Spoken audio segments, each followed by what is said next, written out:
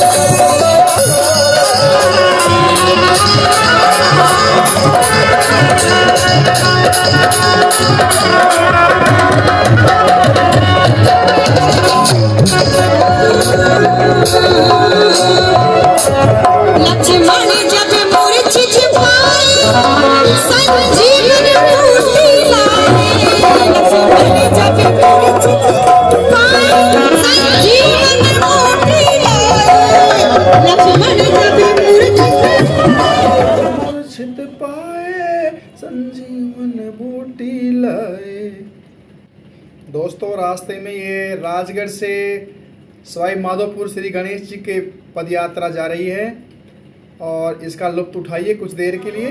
आगे फिर हमारी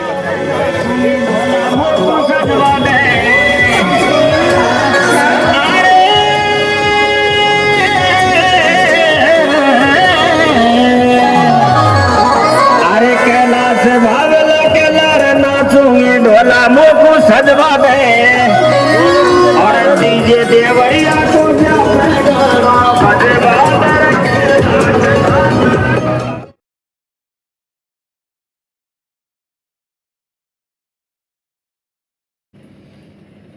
हम लाका गांव से आगे गढ़मोरा के घाट में प्रवेश करने जा रहे हैं। अरावली की खूबसूरत पहाड़ियों की ये वादियाँ, यहाँ की हरियाली और यहाँ का विहंगम दृश्य मनमोहक है और बहुत ही सकरी और घुमावदार घाटी है। आइए दोस्तों, इसका लुत्फ लेते हैं और हम आपको अपनी आगे की कहानी सुनाते हैं। चलिए हमारे साथ इस रोमांचक यात्रा पर आगे बढ़ते हैं। तो हम पहुंच चुके हैं घाटी में ऊपर, जहां पर एक समतल एरिया है और इसको यहां पर लोकल लोग बोलते हैं बियर पॉइंट। और यहां हम एक गीत आपको सुनाएंगे बहुत ही सुंदर। आइए हमारे साथ इस घाटी के इस पॉइंट की आबो हवा और यहाँ की खूबसूरती को हमारे गीत के साथ एंजॉय करें। अरे ओ कैसे खेचूं आरा को फवारो बैरी छूटे गो, तो सुना टू तो बेले में से टूटे गो। कैसे खेचूं आरा को फवारो बैरी छूटे गो, तो सुना टू तो बेले में से टूटे गो। कैसे खेचूं आरा को फवारो बैरी छूटे गो, तो सुना टू तो बेले में से टूटे गो। थोड़े अंतराल के बाद हम एक बार फिर से अपनी यात्रा पर चलते हैं। आइए प्यारे दोस्तों, अपनी आगे की कहानी को जारी रखते हैं। राजन कहते हैं, धन्य भाग मेरे जो मुझे इस सेवा का अवसर मिले। तभी भगवान श्री कृष्ण बोले, हे राजन, स्वयं का दान करने वाले इस संसार में बहुत लोग हैं, हम आपको ये अवसर नहीं दे सकते। तब राजन बोले, हे भगवान, आप ही बताइए किस प्रकार आपके सिंहराज को हम भोजन की व्यवस्था कर सकते हैं। तब भगवान श्री कृष्ण ने कहा, हे राजन, आप और आपकी रानी अपने पुत्र को आरा लेकर 2 भागों में चीरकर हमारे सिंहराज की भूख शांत करो तो हम माने। पूरा दरबार आश्चर्यचकित हो गया। अर्जुन भी डर के मारे कांपने लगे। एक समय के लिए राजन भी डगमगा गए। वीर राजन भी इस तरह से डगमगाए, परंतु समझ गए कि आज मेरी भक्ति की परीक्षा होने वाली है और बोले, हे महात्मा, धन्य है मेरा पुत्र जिसे आपके सिंहराज का भोजन बनने का सौभाग्य मिले। श्री कृष्ण एक शर्त राजा के सामने रख देते हैं और कहते हैं, हे राजन, अगर आपने पुत्र को बलि चढ़ाते हुए अपनी आंखों से आंसू गिराए तो हम भोजन स्वीकार नहीं करेंगे। राजन बोले, हे महात्मा, मेरे पुत्र और पत्नी दोनों को मैं अभी आदेश देता हूँ। राजा ने अपनी रानी से पुत्र के बलिदान की बात कही।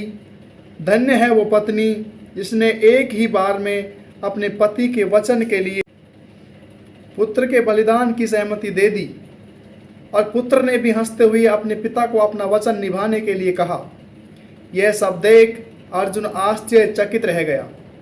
राजा और उसकी रानी ने आरा उठाया, अपने नारायण का स्मरण किया और अपने पुत्र को चीर दिया।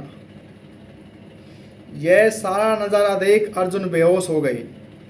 इस तरह वीर पुत्र को दो भागों में बांट दिया गया और राजन, हे महात्मा, मेरा पुत्र आपके सिंहराज के भोजन के लिए प्रस्तुत है।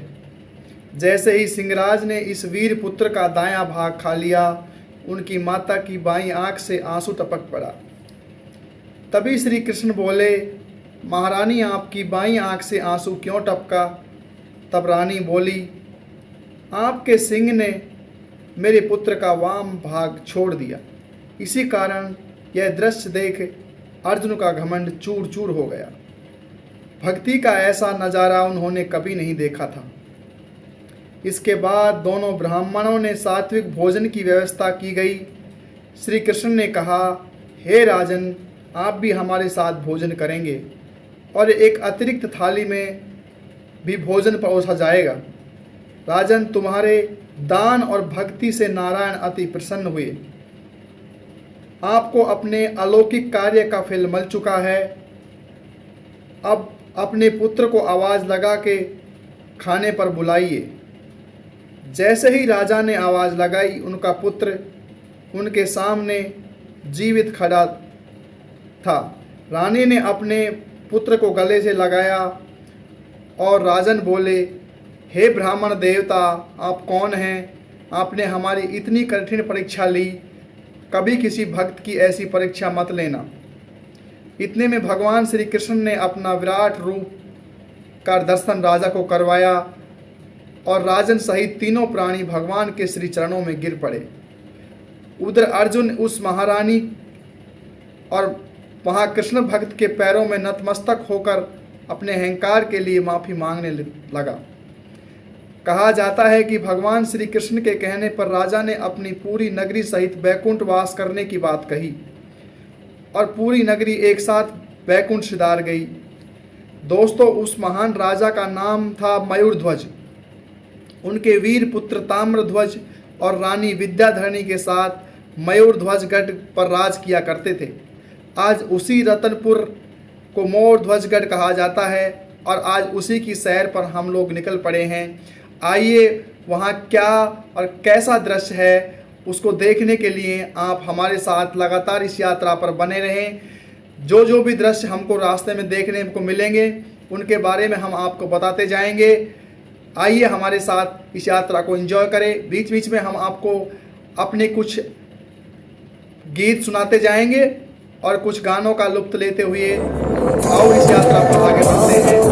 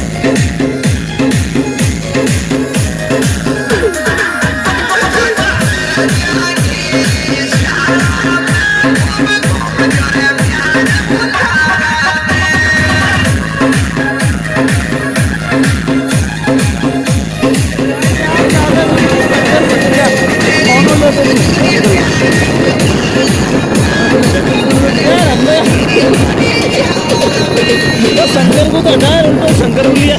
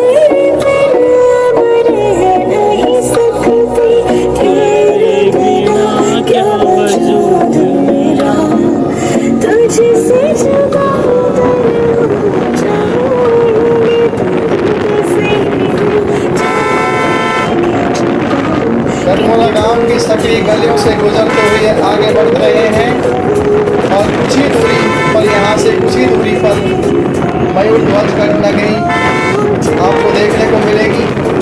बने रहे हमारे साथ। एक छोटा सा कस्बा जिसका नाम है गढ़मोरा और उसके कच्चे और सकरे रास्तों से होते हुए हम आगे बढ़ते जा रहे हैं।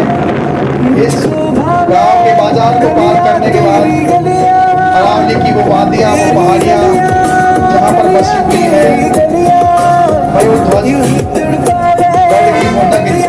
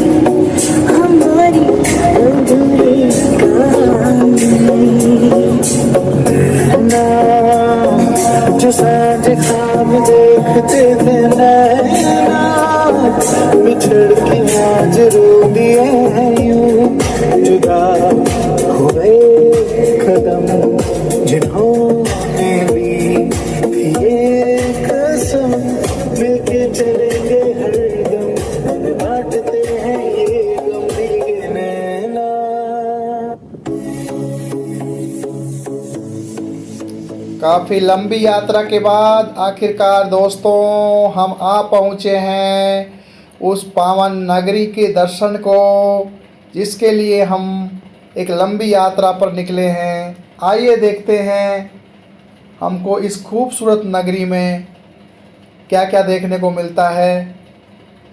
हम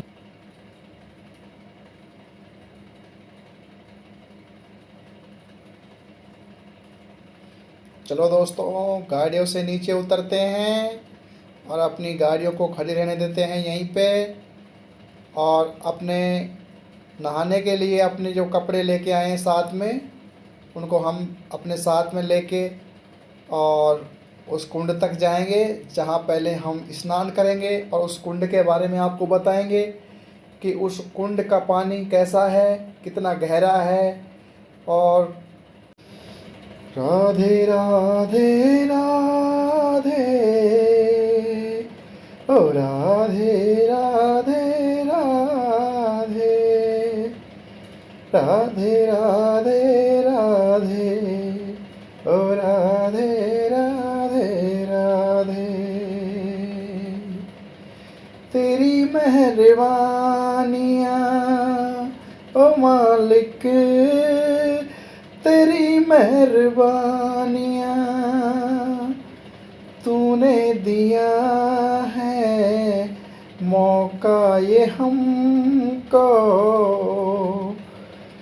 पावन उस नगरी के दरस का आ गए हैं हम, जहाँ पड़े थे कदम तुम्हारे, कदम तुम्हारे, चरण तुम्हारे, ली थी तुमने वो बड़ी कठिन परीक्षा, दे नहीं सकता कलयुग का मानव इस तो जन्म में, इस तो जन्म में, इस तो जन्म में, दे नहीं सकता ऐसी परीक्षा, कलयुग का मानव इस तो जन्म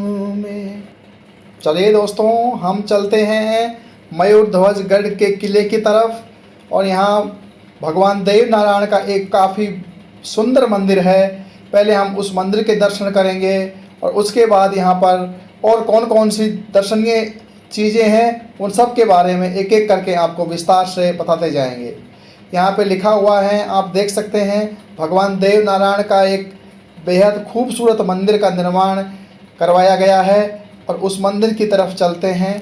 नीचे लाल पत्थर जो सिकंदरा साइड में मिलता है उस पत्थर को नीचे बिछाया हुआ है और बेहद ही खूबसूरत और काफ़ी बड़े क्षेत्र में फैला हुआ ये मंदिर प्रांगण है। और सामने आपको देख रहे होंगे आप, एक बेहतरीन पहाड़ियों के मध्य में जहाँ से पानी का आगमन होता है और पानी की आवक है, उधर साइड के दोनों पहाड़ियों के बीच में ये मंदिर बना हुआ है। भगवान देव नारायण का मंदिर है और हम अंदर चल के देखते हैं कि मंदिर के अंदर कौन कौन सी मूर्तियां हैं और कैसा है मंदिर के अंदर का दृश्य। मंदिर के अगल बगल में धर्मशालाओं का निर्माण किया गया है जहां ठहरने की व्यवस्था है और मंदिर के ठीक सामने दो शेरों को आमने सामने मूर्तियां स्थापित की हुई हैं जो कि एक दूसरे की तरफ देख रही हैं। बेहद सुंदर नज़ारा। और जैसे ही मंदिर की सीढ़ियों से चढ़ेंगे, सामने मंदिर के गेट पर द्वारपाल की मूर्ति लगी हुई है और हम चलते हैं मंदिर के अंदर। देखिए कितना बेहतरीन और सुंदर नज़ारा देखने को मिल रहा है। लाइटों का एक जोरदार और विहंगम दृश्य देखने को मिल रहा है। यहाँ अनेक मूर्तियाँ स्थापित करी गई हैं और देखने में बेहद ही सुंदर नज़ारा। देखो कितना सुंदर यहाँ पर भगवान श्री कृष्ण और राधा जी का मूर्ति है, भगवान देव नारायण की मूर्ति है और साथ ही यहाँ पे इधर आएंगे तो हम ये भगवान शंकर भोलेनाथ की मूर्ति है और ये वो है जिसको हम बोलते हैं नगाड़ा बोलते हैं, इसको बजाते हैं मंदिर में। अब चलते हैं हम उस कुंड की तरफ जहाँ हम स्नान करेंगे और देखेंगे कि इस कुंड के अंदर कैसा पानी है, कितना गहरा पानी है। इस कुंड में बोलते हैं कि सर्दियों में बेहद गर्म पानी देखने को मिलता है जबकि गर्मियों में बहुत ठंडा पानी देखने को मिलता है। और इसमें मकर संक्रांति के अवसर पर भी यहाँ एक बेहतरीन बड़ा मेला लगता है जहाँ लाखों श्रद्धालु आते हैं और दर्शन करते हैं इस पावन नगरी का और इस कुंड में स्नान करते हैं। इसमें थोड़े सावधानी पूर्वक इस कुंड में हमको नहाना पड़ेगा क्योंकि ये कुंड बहुत गहरा जान पड़ता है। और यहाँ लोकल लोगों से जब बात हुई तो वो बता रहे थे कि इस कुंड में मेले के टाइम पे किसी न किसी की दुर्घटनावश मृत्यु हो जाती है, तो संभल के ज़रा दोस्तों, मैं अपने दोस्तों से बोलूँगा कि संभल के। वैसे तो यहाँ पे लोहे की बेल्स लगाई हुई हैं, जो कोई भाई तैरना नहीं जानता है तो वो मित्र अंदर ना जाए और बेल के सहारे ही बाहर से ही स्नान करे। हम देखते हैं, मुझे तो तैरना आता है, मैं जाऊंगा कुंड के अंदर और वहाँ तैरते हुए देखूंगा कि कितना गहरा पानी है। देखो ये मेरे दोस्त डुबकी लगा रहे हैं और तैरने का प्रयास कर रहे हैं। बहुत गहरा पानी है, वैसे बहुत ज़्यादा बड़े आकार का इसका एरिया नहीं है इस कुंड का, लेकिन ठीक है, नहाने के लिए बहुत अच्छा तरीके से आप यहाँ नहा सकते हो और इसमें अटखेलियाँ कर सकते हो। अभी पानी बहुत गर्म है कुंड के अंदर और नहाने का एक अलग ही मज़ा। देखो कैसे हम इसमें डुबकी लगा रहे हैं, कैसे तैराकी कर रहे हैं। और आप भी आइए हमारे साथ और तैरिए और लुत्फ़ उठाइए, आनंद उठाइए। देखो कैसे मजा आ रहा है तैरने में, बहुत सुंदर, बहुत ही सुंदर।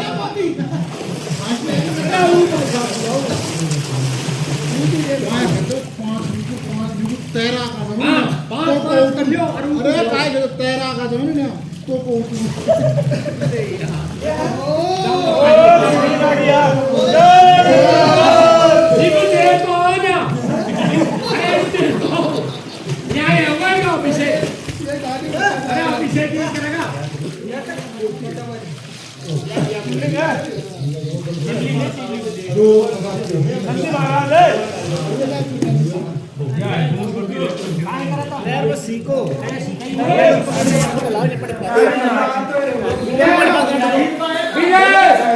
जय हो भोलेनाथ।